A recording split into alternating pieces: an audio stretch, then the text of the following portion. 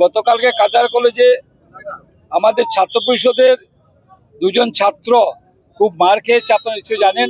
এবং সদর থানায় আমরা কালকে এফআইআর করেছি যে দুজনকে মারপিট করা হয়েছে এবং আমরা আইডেন্টিফাই করে আমরা কিছুটা নাম ওদেরকে দিয়েছি।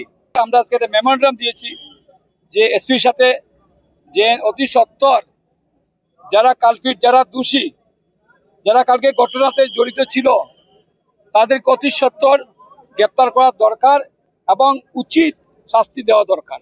এডুকেশনে অনেকে আমরা সবাই পড়েছি, এডুকেশনে কেউ কাতার কলেজে, কেউ রাজা মাধব কলেজে, কেউ গুরুচরণ কলেজে, কেউ বাইরের কলেজে। কিন্তু আজকে বিজেপি সরকার আসার পর প্রত্যেক কলেজে আজকে একটা রাজনৈতিক আখড়া করে ফেলেছে, যেটার সংস্থা হচ্ছে এবিভিপি। আজকে যেটা হচ্ছে শিলচর শহরে প্রত্যেক শিক্ষা প্রতিষ্ঠানে আমরা এসপি স্যারকে বলেছি যে আপনি অতি সত্বর ঘটনাতে সেগুলো দমন করুন, নতুবা আগামী দিনে সেখানে পড়াশোনা একদম লাটে যাবে। এবং আমি প্রত্যেক কলেজের যারা প্রিন্সিপাল আছেন তাদেরকে অনুরোধ করছি যে আপনারা সঠিকভাবে সেদিকে নজর দেন